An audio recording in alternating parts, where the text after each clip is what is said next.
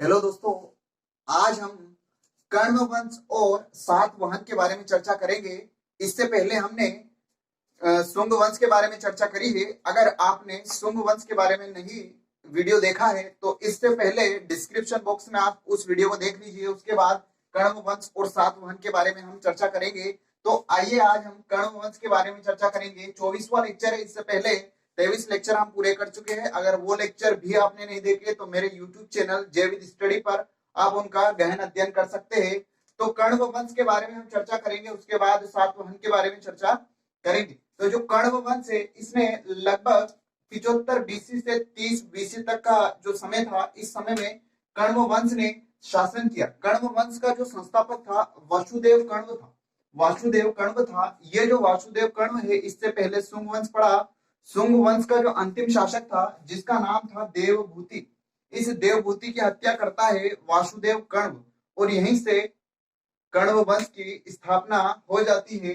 और ये जो वासुदेव कण्व है ये तो कण्व वंश का संस्थापक हुआ। देवभूति है वो शुंग वंश का अंतिम शासक था। कभी क्वेश्चन आ जाए कि कण्व वंश का संस्थापक कौन है तो वासुदेव कण्व है। और ये इसने हत्या किसकी करी थी तो इसने देवभूति की करी थी और देवभूति अंतिम शासक था शुंग वंश का। पुराणों में ऐसा कहा जाता है कि कण्व वंश ने लगभग 45 वर्षों तक शासन किया। कितने वर्षों तक शासन किया? लगभग 45 वर्षों तक भारत में शासन किया। उसके बाद मुख्य रूप से 4 शासक हुए जिसमें वसुदेव कण्व प्रथम होता है और अंतिम शासक होता है सुशर्मा। मुख्य रूप से कितने शासक होते हैं कण्व वंश में? 4 शासक होते हैं जिसमें प्रथम वासुदेव कण्व हो गया जो संस्थापक है और अंतिम शासक है सुशर्मा। सुशर्मा जो है इसकी हत्या सिमुक करता है। कौन करता है? सिमुक करता है। और ये जो सिमुक है ये सातवाहन वंश का संस्थापक होता है। कण्व वंश खत्म होने के बाद ही सातवाहन वंश प्रारंभ होता है। कण्व वंश का जो अंतिम शासक होता है सुशर्मा, उसकी हत्या करता है सिमुक और ये सिमुक सातवाहन का संस्थापक होता है। कण्व वंश में इनकी जो राजधानी होती है वो विदिशा होती है। कभी क्वेश्चन पूछ ले कि कण्व वंश के शासकों की राजधानी क्या हुआ करती थी तो विदिशा हुआ करती थी। कण्व वंश का अंतिम शासक कौन था तो अंतिम शासक सुशर्मा था जिसकी हत्या सिमुक ने करी थी और सिमुक ने यहीं से सातवाहन वंश का स्थापना की थी और इसका संस्थापक वसुदेव कण्व। तो ये कण्व वंश हुआ। कण्व वंश से ज्यादा क्वेश्चन पूछे भी नहीं जाते। प्रथम शासक और अंतिम शासक कण्व वंश का संस्थापक आप याद रखिए। उसके बाद हम चर्चा करेंगे सातवाहन वंश की। ये जो सातवाहन वंश है ये विभिन्न प्रतियोगी परीक्षाओं के लिए बहुत ही महत्वपूर्ण वंश है। यहाँ से क्वेश्चन आपको देखने को मिल सकता है, चाहे एमपी पुलिस हो, एमपीएसआई है, मध्य प्रदेश राज्य सेवा हो या मध्य प्रदेश राज्य वन सेवा की परीक्षा हो, एमपीपीएससी हो। तो विभिन्न एग्जाम्स में यहाँ से क्वेश्चन मिलता है। एमपीपीएससी 2018 के मेंस में यहाँ से क्वेश्चन आया है 3 नंबर का। तो आप इस सातवाहन को बिल्कुल अच्छे तरीके से पढ़िए और याद रखिए। तो सातवाहन जो वंश है इसने 30 बीसी से लगभग 200 एडी यानी 30 ईसा पूर्व से लेकर 200 एडी यानी 200 ईस्वी तक का जो समय है उस समय में सातवाहन वंश ने शासन किया। सातवाहन जो वंश है इसकी जानकारी कहाँ कहाँ से मिलती है तो सातवाहन की जानकारी प्रमुख रूप से मत्स्य पुराण जो कि सबसे प्राचीन पुराण माना जाता है उस पुराण से इसकी जानकारी मिलती है। उसके बाद वायु पुराण में भी सातवाहन वंश के बारे में चर्चा मिलती है। नासिक में जो अभिलेख है, नासिक का अभिलेख, अशोक के अभिलेख है नासिक में, तो उस अभिलेख से भी इस वंश की सातवाहन वंश की जानकारी मिलती है। अमरावती का बौद्ध स्तूप है वहां से भी जानकारी मिलती है। और एक रचना है गाथा सप्तशती। गाथा सप्तशती हाल की है जो हाल इसी वंश में आएगा। सातवाहन वंश का एक शासक है जिसने गाथा सप्तशती लिखी। इसमें प्रमुख रूप से सातवाहन के बारे में चर्चा मिलती है। तो फर्स्ट वायु पुराण में, मत्स्य पुराण में, नासिक अभिलेख में, अमरावती के बौद्ध स्तूप में और गाथा सप्तशती में इस वंश की जानकारी मिलती है। सातवाहन के प्रमुख शासकों की हम चर्चा करें तो प्रमुख रूप से सिमुक पहला शासक है जो इसका संस्थापक ही होता है, जो कण्व वंश के अंतिम शासक की हत्या करता है।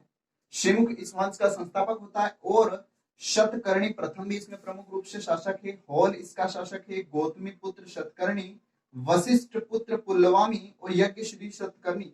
तो आप इन शासकों को याद रखिए। कभी क्वेश्चन पूछ ले कि सातवाहन वंश का शासक निम्न में से कौन है तो आप याद रखिएगा शिमुक शतकर्णी प्रथम, हॉल, गौतमी पुत्र शतकर्णी, वशिष्ठ पुत्र पुलवामी और यज्ञ श्री। तो ये प्रमुख शासक हो गए सातवाहन वंश के। कहां से इसकी जानकारी ये हमने अध्ययन किया। आप इसका स्क्रीनशॉट ले लीजिए। उसके बाद सातवाहन जो वंश है, इस वंश की अगर हम राजधानी की बात करें तो राजधानी प्रतिष्ठान थी, प्रतिष्ठान औरंगाबाद। ये गोदावरी नदी के किनारे है, तो सातवाहन वंश की राजधानी प्रतिष्ठान है, जो कि गोदावरी नदी औरंगाबाद में स्थित है, गोदावरी नदी के किनारे। इस वंश के शासकों को दक्षिणा पथ का स्वामी, दक्षिणा पथ का स्वामी व दक्षिणाधिपति, दक्षिणाधिपति व दक्षिणा पथ का स्वामी कहा जाता था। बहुत इंपॉर्टेंट है, दक्षिणापति, दक्षिणाधिपति सातवाहन के शासकों को, दक्षिणा पथ का स्वामी सातवाहन के शासकों को। उसके बाद इसके प्रमुख शासकों की हम चर्चा करते हैं। तो प्रथम शासक था इसका, प्रथम या संस्थापक शिमुख।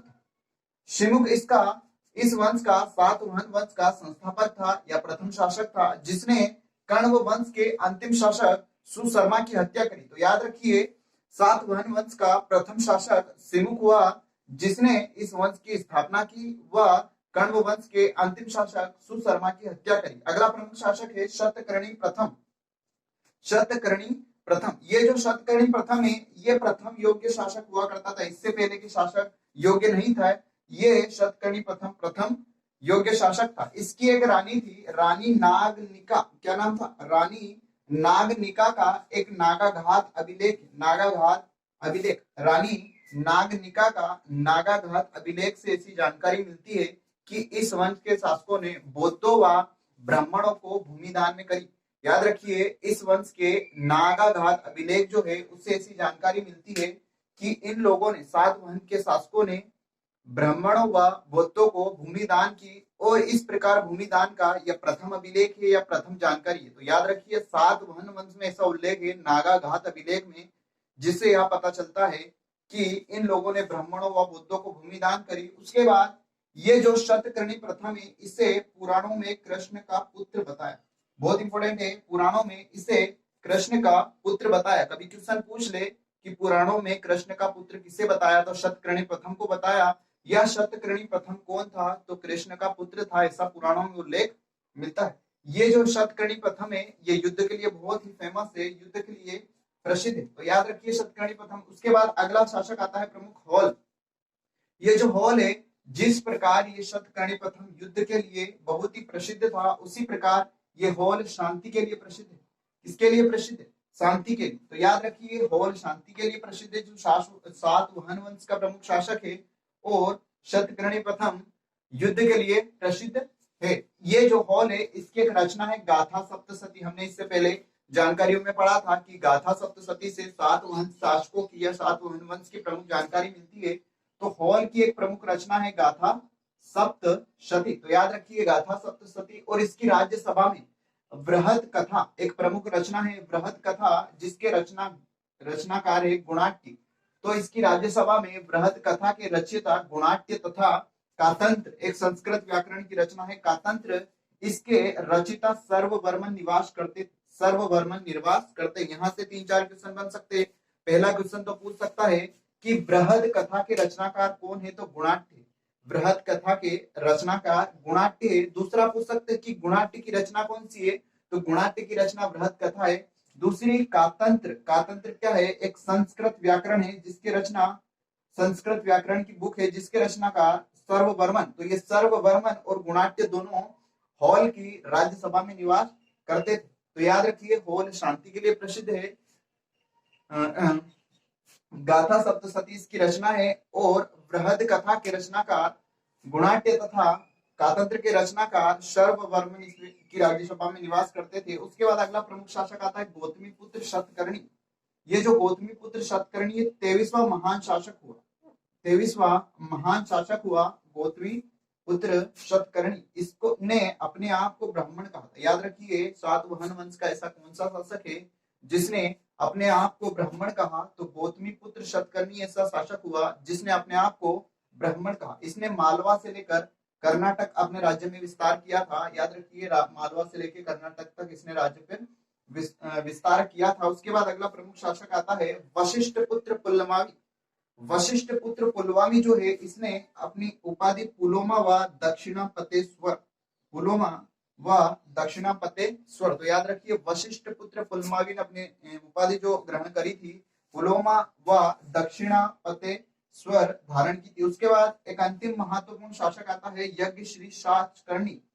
यज्ञ श्री सातकर्णी, यज्ञ श्री सातकर्णी। ये जो यज्ञ श्री सातकर्णी है ये अंतिम महत्वपूर्ण शासक है इस वंश का, जिसके सिक्कों पर जहाज के चित्र मिलते हैं। बहुत इंपॉर्टेंट फैक्ट है कि जहाज के चित्र किन वंश के शासकों के सिक्कों पर मिलते हैं, तो याद रखिए सातवाहन के शासकों के सिक्कों पर जहाज के चित्र मिलते हैं। तो ये सातवाहन वंश के प्रमुख शासक हुए, इसका भी आप स्क्रीनशॉट ले लीजिए। और सातवाहन वंश से जो महत्वपूर्ण फैक्ट है उनके बारे में हम चर्चा करते हैं। अन्य तथ्य के बारे में चर्चा करें तो ये जो वंश था इस वंश की प्रमुख महत्वपूर्ण या राजकीय भाषा थी प्राकृत। कभी पूछ ले कि सातवाहन वंश की राजकीय भाषा क्या थी, तो प्राकृत इसकी राजकीय भाषा थी। लिपि थी ब्राह्मी, इस वंश की लिपि ब्राह्मी लिपि थी, जिसमें भाषाओं में इस लिपि का उपयोग होता था। ये जो सातवाहन वंश है ये उत्तर भारत और दक्षिण भारत के मध्य सेतु का कार्य करता था। याद रखिए बहुत इंपॉर्टेंट फैक्ट है, उत्तर भारत और दक्षिण भारत के मध्य सेतु का कार्य करता था। सातवाहन वंश क्वेश्चन पूछ सकते हैं। उसके बाद प्रमुख कुछ अभिलेख है, नागनिका अभिलेख और नागाघात अभिलेख। नागाघात या नागनिका अभिलेख, तो ये दो प्रमुख अभिलेख पुणे महाराष्ट्र में जो इस वंश से संबंधित है, नागनिका अभिलेख और नागाघात अभिलेख। इस वंश में सर्वाधिक शक्तिशाली जल सेना थी। याद रखिए जल सेना के लिए बहुत ही प्रसिद्ध ये वंश है। क्वेश्चन कभी पूछ ले कि जल सेना किस वंश की बहुत ही प्रसिद्ध थी, तो सातवाहन वंश की जल सेना बहुत ही प्रसिद्ध थे। इस सिक्कों पर, इस वंश के जो सिक्के थे जलयान के चित्र उन सिक्कों पर मिलते हैं। और प्रमुख रूप से मुख्य रूप से शीशे के सिक्के थे जिन पर जलयान के चित्र मिलते हैं। और सर्वाधिक मुद्रा भी शीशे के सिक्के में ही ढाली गई। और ये जो शीशा था ये रोम से आयात किया जाता था। तो याद रखिए सिक्कों पर जलयान के चित्र, शीशे के सिक्कों पर सर्वाधिक मुद्रा इन सिक्कों शीशे के सिक्के की बनाई गई और रोम से इसे आयात किया जाता था। एक अधिकारी होता है गोलमिक, गोलमिक एक अधिकारी होता है। इस वंश में होता था टुकड़ी का प्रधान। टुकड़ी यानी छोटी सेना जो होती थी उसका प्रधान होता था। ग्रामीण क्षेत्र में ये सेना होती थी जिसका प्रधान होता था, जिसे गोलमिक कहा जाता। तो याद रखिए छोटी सेना का प्रधान। उसके बाद इस वंश में कुछ प्रमुख निर्माण भी हुए। कार्ले का चित्त, कार्ले चित्त जो है इसका कार्य पूर्ण सातवाहन वंश के शासकों के शासनकाल में हुआ था। तो कार्ले चित्त का कार्य पूर्ण हुआ था सातवाहन वंश में, लेकिन इसका कार्य चित्त के कार्य का प्रारंभ मौर्य वंश में हुआ था। और मौर्य वंश में भी अशोक ने इसका कार्य प्रारंभ किया था और सातवाहन वंश में इसका कार्य पूर्ण हुआ। कार्ले का चित्त। अगला है एलोरा की गुफा जो औरंगाबाद में है। एलोरा की गुफा से क्वेश्चन ऐसे ही आता है कि एलोरा की गुफाएं कहां पर है, तो औरंगाबाद में है। अमरावती शैली जो होती है ये मूर्ति निर्माण की एक शैली होती है, अमरावती शैली। इस अमरावती शैली का निर्माण भी इस वंश में ही माना जाता है। ऐसा माना जाता है कि अमरावती शैली का प्रारंभ भी सातवाहन वंश में हुआ। उसके बाद एक बंदरगाह है बेरी गाजा, प्रमुख बंदरगाह है जो गुजरात में, ये भी इस वंश से संबंधित है। बेरी गाजा बंदरगाह गुजरात, सातवाहन वंश का प्रमुख बंदरगाह। इस वंश की प्रमुख रचनाएं गाथा सप्तशती जो कि इस वंश के शासक द्वारा हॉल द्वारा लिखी गई थी, बृहद कथा गुणाट्य द्वारा लिखी गई। गाथा सप्तशती हॉल द्वारा, बृहद कथा गुणाट्य द्वारा। तो ये हुआ हमारा सातवाहन वंश और इससे पहले कण्व वंश। आज का वीडियो आपको कैसा लगा कमेंट करके जरूर बताइएगा। अगले वीडियो में हम इतिहास का अगला चैप्टर लेंगे, द्वितीय विदेशी आक्रमणकारी। प्रथम विदेशी आक्रमणकारी हम पढ़ चुके हैं। अगले लेक्चर में हम द्वितीय विदेशी आक्रमणकारी के बारे में चर्चा करेंगे। इसी के साथ मैं विदा लेता हूं। जय हिंद।